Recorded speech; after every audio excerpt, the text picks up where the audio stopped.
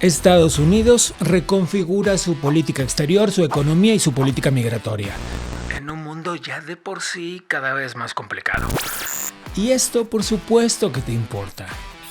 ¿Es este un movimiento estratégico o solo una reacción? Spoiler, depende a quién le preguntes. Ponte cómodo, esto se va a poner interesante y un poquito irónico. Estados Unidos impulsa un cambio de paradigma porque quiere recuperar su capacidad productiva y cortar su dependencia de China. Sí, la pandemia puso bajo la lupa esa dependencia. Este es el punto clave. Todo lo que pasa es alrededor de eso, para conseguir eso. Incluso el replanteo de las balanzas comerciales desequilibradas. Una especie de ajuste de cuentas. El nuevo tratado comercial entre México, Estados Unidos y Canadá ya no permite que productos chinos entren al mercado norteamericano disfrazado de Made in Mexico, como el caso del acero o de algunos otros componentes que se usan para ensamblar artículos electrónicos. Cuando te das cuenta de eso, comprendes las medidas anunciadas el día de la liberación. Pero aquí viene otro drama. No basta con controlar las etiquetas. El fentanilo, esa droga mortal que causa estragos, sigue entrando desde China. Y no estamos hablando de una crisis menor. Es la principal causa de muertes de hombres entre 18 y 49 años en Estados Unidos. Así es que Washington está endureciendo sus posturas. Tarifas, presión a socios históricos como México y Canadá y hasta amenazas con gravar las remesas. ¡Alarma! Imagínate, nada menos que la segunda fuente de ingresos para México, más que el petróleo y el turismo. Estados Unidos busca frenar la expansión de China, Rusia e Irán en América Latina, que hoy ocupa los espacios abandonados. Ya conoces el refrán. El poder se ejerce. Así es que Estados Unidos entiende que si no llena ese vacío, lo llenan los demás. Pero ¿quién ha dejado ese espacio vacío? En la política migratoria el cambio es muy evidente. La nueva administración estadounidense suspendió el programa de refugiados y endureció los requisitos de asilo, exigiendo pruebas claras de persecución política. No basta con haber nacido en un país que no vive en un régimen democrático para considerarte un perseguido político. Además, están revisando el estatus de residencia y ciudadanía de quienes obtuvieron beneficios migratorios de forma fraudulenta. Ojo, hoy ingresar a Estados Unidos implica que tu celular puede ser revisado. No es un asunto nuevo, pero se aplica con más rigor. Y se buscan nuevas reglas. Mano de obra, sí. Inmigración ilegal, no. La prioridad es saber quién está ingresando a territorio estadounidense. Así es que ya sabes. Estados Unidos redefine su política exterior con un objetivo claro: defender la libertad y proteger su soberanía. Sí, su soberanía. Y también volver a ocupar el lugar que dejó vacío. La pregunta es, ¿esto alcanza para frenar el avance de los regímenes autoritarios?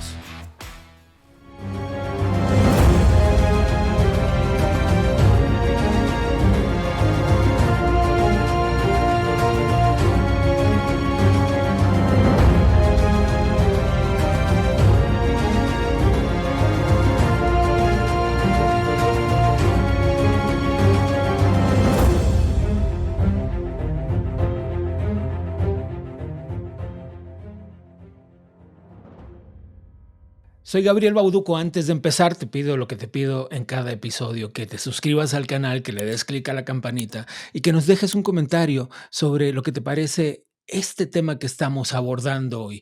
¿Hacia dónde se acomoda la economía global? ¿Qué veremos en los próximos días? Pero además otra cosa, lo que está inundando las redes sociales. ¿Te pueden revocar la visa? ¿Le cambiarán el estatus migratorio a los Dreamers y a los DACA? ¿Pueden revisar tu teléfono cuando entres como turista a Estados Unidos? ¿Hacia dónde se mueve comercialmente el planeta? De todo eso vamos a hablar el día de hoy. Para comenzar nuestra conversación, el analista republicano Julio Schilling nos cuenta cómo se mueve el comercio y cómo reacciona el mundo después de las medidas tomadas por Estados Unidos. Julio, gracias por tomar esta conversación. El placer todo mío, Gabriel. Ayúdanos a entender, Julio, cómo se está reacomodando la política exterior de Estados Unidos y de qué manera eso está influyendo en Latinoamérica. ¿Qué es lo que tú ves? Estamos viendo primero en los Estados Unidos un cambio de política industrial, o sea, que va a tener repercusiones eh, mucho más de la economía. Se están sentando las bases para una expansión del sector privado, de la producción doméstica. Es todo un cambio de paradigma que en gran medida es una forma de enfrentar, por ejemplo, una amenaza, tal vez la amenaza más grande a la libertad, que es de China comunista. Ujú. Y aquí entonces entramos en las relaciones exteriores. ¿De qué manera se están moviendo las fichas en el tablero? Porque de lo que se trata es de, digamos, reconfigurar el espacio de China en el planeta. Sin embargo, eso lleva a Estados Unidos a reformular su relación con otros países, incluso con socios comerciales importantes, como es el caso de México o de Brasil.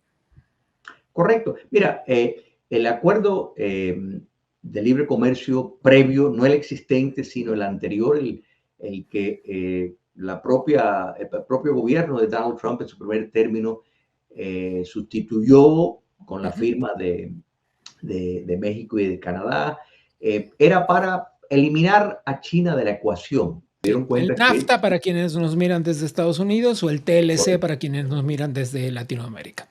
correcto, que ese acuerdo tuvo el gran defecto que le permitió un gran espacio a China para entrar en el mercado de manera indirecta por medio de piezas que se añadían a los productos que se estaban produciendo tanto en México, en Canadá, como en los propios Estados Unidos. Y la modificación del acuerdo tuvo ese fin. Sin embargo, eso no es suficiente, o sea, no ha sido suficiente para frenar la amenaza china. Y ya la amenaza china toca directamente a los Estados Unidos por medio del fentanilo, por medio de el papel que la frontera sur de los Estados Unidos juega en del tráfico de esa droga, que tenemos que recordar que es la mayor causa de muerte de hombres entre las edades de 18 y los 49 años en los Estados Unidos. O sea, es un problema serio. Entonces, el uso de aranceles, y como tú bien mencionas, con socios históricos de los Estados Unidos, tanto México como Canadá, están siendo utilizados por los Estados Unidos, por el actual gobierno, como una herramienta para tener un mayor impacto en la política. Julio, la pregunta es si si estas herramientas de negociación, tú ves un límite, encuentras que hay un tope para esto. Es cierto que, ponías el caso de México, es cierto que para México, Estados Unidos implica el 80%, estoy redondeando cifras, pero el 80% de sus exportaciones, un volumen impresionante, y para Estados Unidos, México implica un volumen de exportaciones infinitamente menor, alrededor del 16, 18%. Sin embargo, aunque esta balanza comercial está muy lejos de estar equitativa y esta es una de las razones de la protesta y el reclamo de Donald Trump, ¿crees que hay un límite para estas negociaciones, para estas penalizaciones, para el plan tarifario? Hay que entender el estilo de gobierno en el actual presidente Ujú. estadounidense, que ha hecho toda una vida a base de negociaciones y negociaciones en terrenos que son probablemente el más competitivo por seguro de los Estados Unidos y tal vez del planeta, y eso es en el mundo de la urbanización, por ejemplo, en Nueva York, que Ujú. es muy competitivo, por no decir difícil, por no decir Voraz. una guerra, Sí. porque tienes que lidiar no solo con una competencia abierta, sino indirecta. Es una ciudad que tiene muchas regulaciones, un espacio de terreno muy valorado. Entonces, el presidente Trump está muy acostumbrado a utilizar un estilo que para muchas personas, y yo eso lo puedo entender, puede parecer medio agresivo, medio irracional porque va de un lado o de otro, pero está tratando de lograr cierta equidad. Mira, por ejemplo, Canadá. Canadá tiene una pared de aranceles contra productos de los Estados Unidos. Eso presenta no solo un problema a los productores estadounidenses, sino es un punto que para esta administración se ha convertido ya una discusión moral, una discusión ética. Entonces, los aranceles tienen el propósito de tratar de impactar la política en cuanto a la inmigración que entra ilegal a los Estados Unidos, el tráfico de droga, pero también para nivelar el terreno del juego en cuanto al comercio de ciertas factores donde el mercado estadounidense está en desventaja. ¿Crees que esta serie de medidas son las que tienden a desarticular esta supremacía china, la injerencia rusa y de Irán? Estas medidas que toma Estados Unidos en su política exterior a través de las medidas comerciales, ¿tienden a eso? Sí lo considero, Gabriel. Mira, es curioso recordar que el primer viaje del secretario de Estado estadounidense, Marco Rubio, fue a América Latina. Y yo creo que, y esto es un fenómeno bipartidista de una cierta abandono, por no decir negligencia, de América Latina por parte de los Estados Unidos. O sea, no ha sido una prioridad, lamentablemente, y creo que hay un consenso de que ese abandono, ese espacio ha sido llenado por China comunista, por Rusia, en un grado menor, pero no menos importante, por Irán y por elementos radicales que buscan facilitar movimientos subversivos, tienen una gran alianza con las dictaduras del Foro de Sao Paulo. Sí. Entonces, esto es importantísimo que los Estados Unidos está tomando esta política y fíjate que vemos un llamado para el canal de Panamá, por ejemplo. Bueno, Y una ese es un actitud llamado de atención importante y además, fíjate que ni siquiera hizo falta, más que la declaración del presidente de recuperar el canal de Panamá para que la empresa china que operaba allí se saliera y lo vendiera a BlackRock. correcto, correcto. Y Em, esto es importante en el sentido, más allá de que nos pudiera parecer, porque es un estilo un poco, o sea, no convencional de llevar la diplomacia, pero creo que el reintroducir a los Estados Unidos en América Latina beneficia la libertad y la democracia. Pongo sobre la mesa un tema que quiero conversar particularmente contigo porque entiendo que lo comprenderás a cabalidad.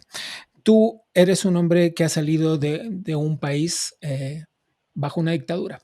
En consecuencia, entiendes muy bien la figura de los refugiados, digamos, de los refugiados políticos. Se han anunciado una serie de medidas sobre revocaciones de visas e impedimento de entradas al país. ¿Cómo lo ves tú desde tu perspectiva migrante? Fíjate, Gabriel, no te puedo decir que nada de lo que estamos viendo me sorprende. Y te voy a explicar por qué. Eh, el privilegio inmigratorio que directamente, por ejemplo, hemos tenido los cubanos Ujú.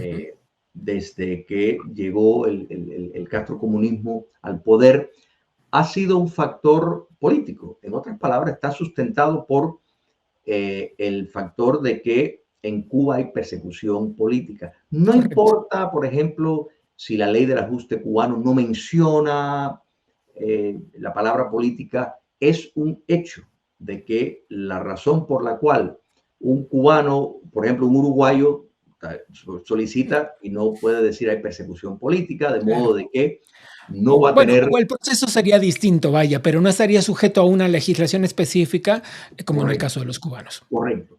Pero en el caso de los cubanos, o sea, es como, imaginemos que hay dos filas, está la fila de los que van por la vía tradicional, esperar para poder entrar, es un proceso que puede tomar años, o está la vía express, que es por la vía política. Los cubanos claramente califican para eso.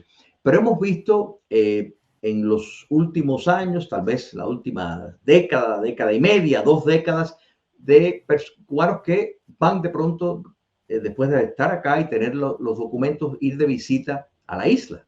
Y eso es una contradicción moral y es una contradicción de la razón por la cual tuvieron el privilegio inmigratorio de los Estados Unidos de poder entrar y estar al principio de la línea. O sea, no tuvieron que esperar como otros países, sino pudieron entrar. Entonces, Sí. No se puede querer tener los derechos que tienen, por ejemplo, los uruguayos, para usar un ejemplo, que esperaron años y ellos sí pueden regresar y volver a, entrar por la vía rápida bajo la noción, la premisa de la persecución política y después regresar a los 2 años y tal vez ir 1, 2, 3 veces al año, porque entonces, bueno, pero ¿había persecución o no había persecución? La última, muy brevemente, se habla de una doctrina Monroe renovada, reinterpretada, puesta a flote en manos de la segunda presidencia de Donald Trump. Y la doctrina, vamos a resumirla, pues, pero digamos en un contexto completamente distinto, 200 años atrás, pero era América para los americanos, muy parecido al America First. ¿Ves ¿Qué ves ahí? ¿Ves peligrosa esta interpretación? Algo que nos lleve tan atrás, una doctrina que fue muy, muy, muy polémica en su momento. Fíjate, Gabriel, hay que entender, y esto tal vez le voy a conceder un terreno a tal vez la izquierda que podrá decir, bueno, que tiene tonos imperialistas. Pero hay una Ajá. realidad. Si la doctrina Monroe podemos decir que puede conllevar determinados aspectos imperialistas, no como colonias, sino como de alta influencia, la Sí, realidad como es, de expansionismo. Sí. exacto, pero un expansionismo de la influencia. Pero hay una realidad. Si los Estados Unidos no llenan ese espacio, lo llenan regímenes como el de China, como Rusia, como Irán. Quiere decir que el pretender que si los Estados Unidos no va a expandir su influencia en América Latina, que eso va a quedar en un espacio y que los latinoamericanos por sí solos van a poder establecer algún tipo de panamericanismo, de un nivel de gran potencia. La experiencia no nos ha demostrado eso, pese a tal vez las críticas algunas veces tal vez merecidas del expansionismo estadounidense con la doctrina Monroe. Yo creo que la libertad gana mucho más de lo que pierde porque estaría sacando a regímenes y movimientos liberticidas, que eso sí que no le conviene a nadie. Claro. Gracias, Julio. Muchas gracias. Es Julio Schilling. Un placer.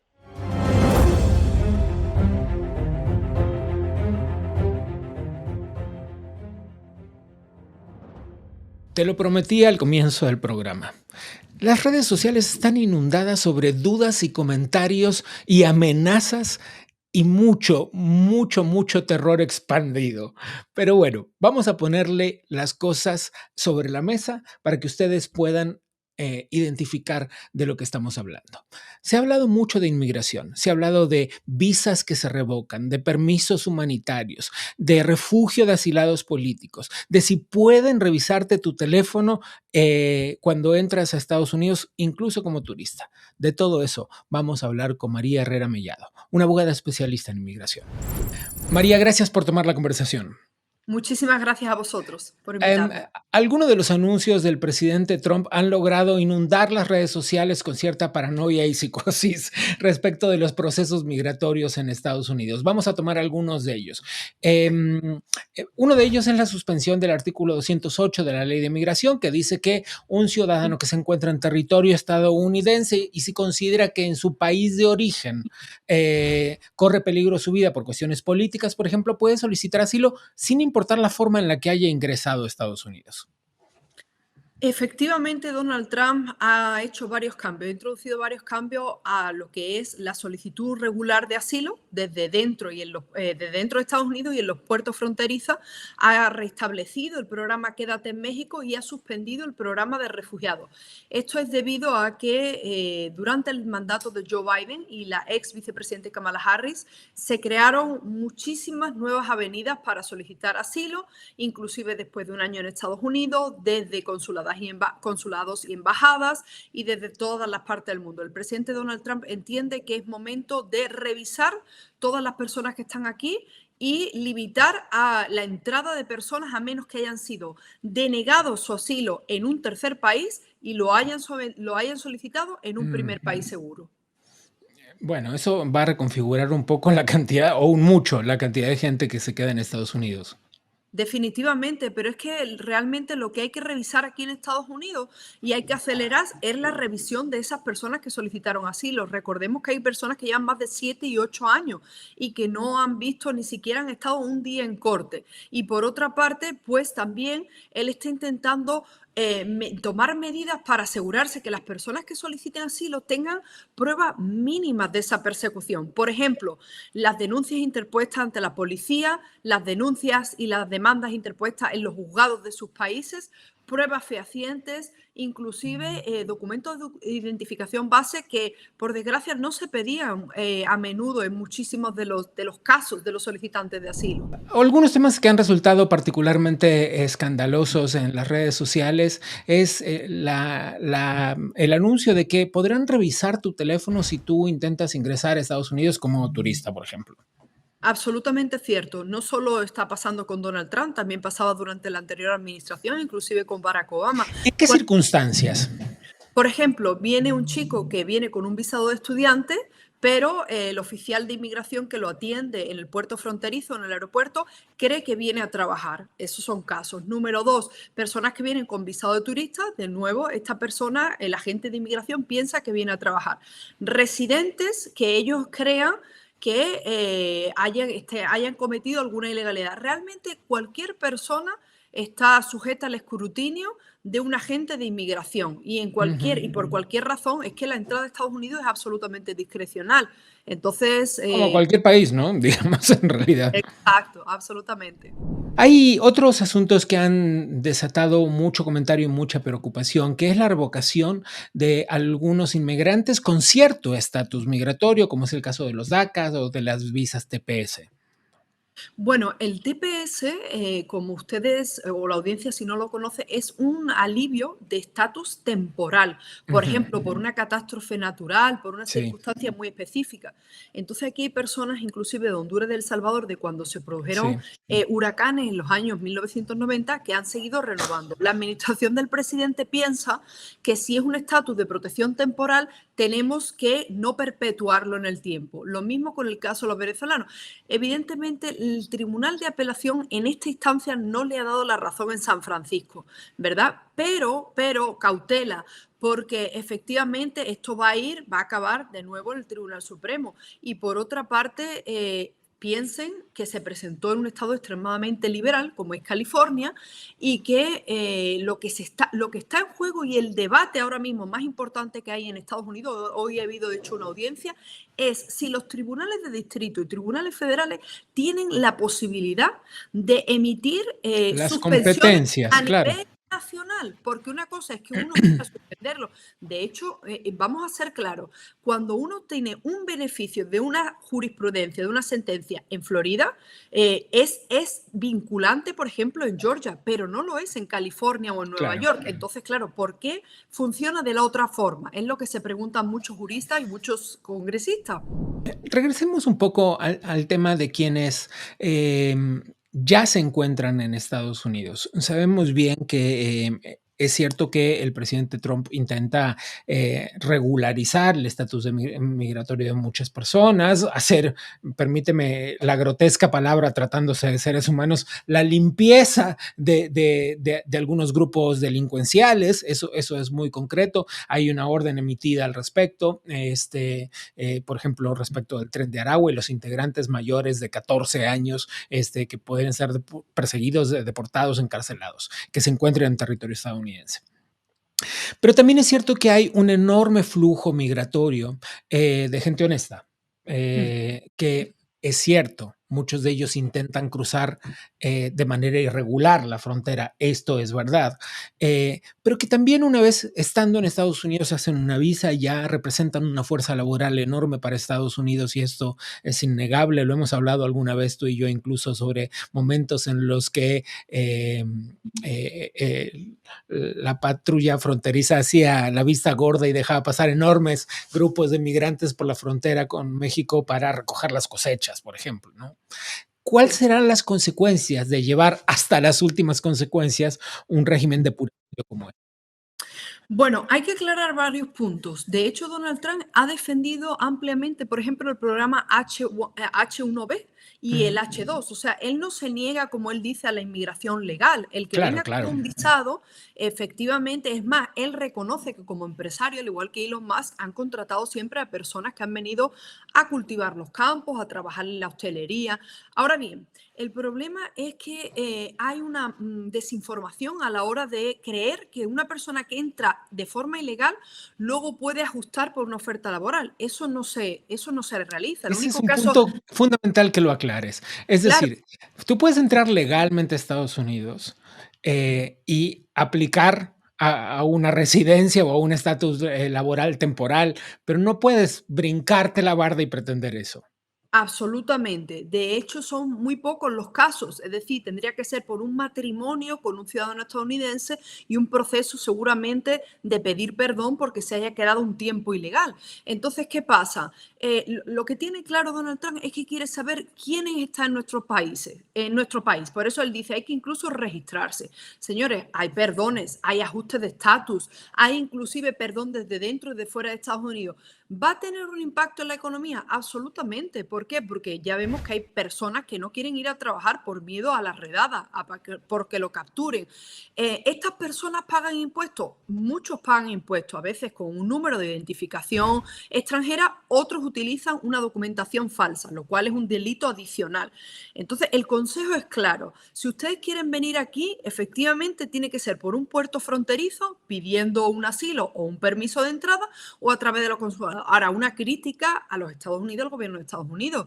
Lo que no puede ser que se haya multiplicado el tiempo de espera para un visado de trabajo. Es decir, los empleadores que de verdad necesitan mano de obra calificada o no, necesitan que las personas vengan en un tiempo razonable. Ahora mismo estamos hablando desde que entra una persona, la certificación laboral, el permiso y el estatus que te dice cuánto vas a ganar, hasta realmente poder trabajar, pasan 5 años. Personas desesperadas que no tienen trabajo no van a esperar 5 años, pero no solo las personas. Ni ¿Qué un empleador empresario va a está esperar? dispuesto a sostener una oferta durante Claro. tanto tiempo. No es, o sea, no es creíble. Entonces, incluso se podría hacer una reforma para que los diferentes estados dijesen, oye, yo necesito 150.000 trabajadores y darle la capacidad a esos departamentos de empleo para que vengan las personas y tengan que irse al año, a los 2 años. Yo creo que es una solución factible, independientemente que ya los asesores de Trump han dicho, nosotros queremos que estos trabajos ya pues que se automaticen. Sí, pero hasta que se automaticen,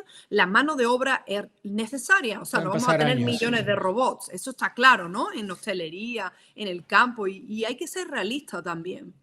Es correcto. Es la abogada especialista en migración, María Herrera Mellado. Muchas gracias, María. Gracias a vosotros por la invitación.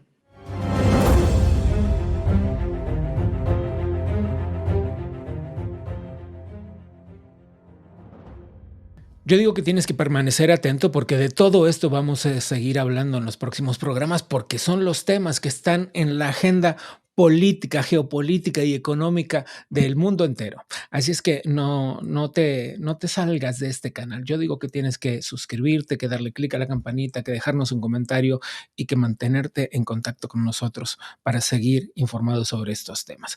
Mientras tanto, ahora vamos a dar una vuelta para ver qué está pasando puertas adentro del Adam Smith Center for Economic Freedom, que fue una semana muy movidita.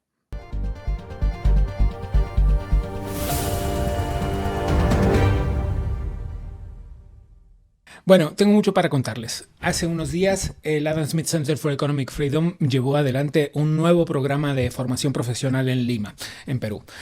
La verdad es que el centro cada vez se consolida cada vez más como una referencia internacional en la promoción de valores de libertad económica y liderazgo transformacional. Es un evento que reunió a destacados líderes políticos y empresariales de América Latina, y ellos compartieron sus conocimientos y sus experiencias con una nueva generación de profesionales que están dispuestos a marcar la diferencia en sus respectivos campos. El director fundador del Adam Smith Center, Carlos Díaz Rosillo, fue quien dio inicio a este curso sobre liderazgo transformacional en el mundo de los negocios. Durante su intervención, Díaz Rosillo destacó la importancia de adoptar una visión estratégica que permita a los líderes no solo adaptarse a los desafíos actuales, sino también anticiparse a las oportunidades futuras. Durante los primeros encuentros, Keiko Fujimori, ex congresista de Perú, y Guillermo Lasso, expresidente de Ecuador, compartieron sus experiencias con el grupo de participantes sobre el liderazgo que trasciende la política y se proyecta también en el sector empresarial.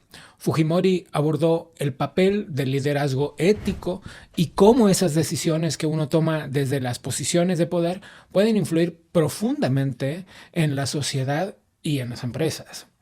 Por otro lado, Lasso ofreció una perspectiva única, la verdad, sobre resiliencia y la capacidad de innovar en tiempos de incertidumbre económica, ¿no? Sus enseñanzas están transformando una generación de líderes que entiende que el liderazgo no es un título, pues, sino una verdadera responsabilidad que requiere compromiso, preparación, visión.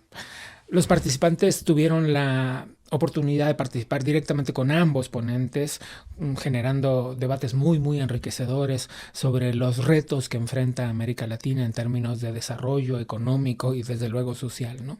Luego fue el turno de Felipe Calderón, el ex presidente de México, quien ofreció una visión sobre las alianzas público y privadas y su impacto en el desarrollo de los países. Calderón subrayó sobre cómo estas alianzas pueden ser un motor para desarrollar proyectos estratégicos en áreas como infraestructura, energía, educación. Su análisis dejó las puertas abiertas para reflexión para quienes están interesados en construir puentes entre los sectores públicos y privados. Así terminó el segundo día del curso, viendo el liderazgo en acción. Los participantes no solo recibieron herramientas para el liderazgo, sino también para generar un impacto real y positivo en sus entornos. La verdad es que fue muy dinámico y muy estimulante. Cada actividad estaba diseñada para empoderar a los participantes en conocimientos aplicables tanto en sus carreras profesionales como en sus comunidades. Para coronar una semana realmente inolvidable para el centro, el director fundador del Adam Smith Center for Economic Freedom, Carlos Díaz Rosillo, fue distinguido con una cátedra honoraria por la Universidad de San Martín de Porres como reconocimiento a su tarea incansable por promover la educación económica y la transformación en América Latina. Este es un honor que destacó su contribución al fortalecimiento del pensamiento crítico y la formación profesional en la región. Por otro lado, el expresidente colombiano Álvaro Uribe fue honrado con un doctorado honoris causa por su trayectoria política y su compromiso con los valores democráticos y económicos que marcaron su carrera política. La verdad es que fue un cierre de lujo para una experiencia que quedará en la memoria del centro sin duda, porque este programa no solo marcó un hito para los participantes, sino también para América Latina como una región emergente, llena de un potencial transformador. Una vez más, antes de irte, clica la campanita, suscríbete al canal, déjanos un comentario, déjanos un like. Todo eso te pido. Soy Gabriel Bauduco. A nombre del Adam Smith Center for Economic Freedom te doy las gracias por habernos acompañado y nos vemos la próxima.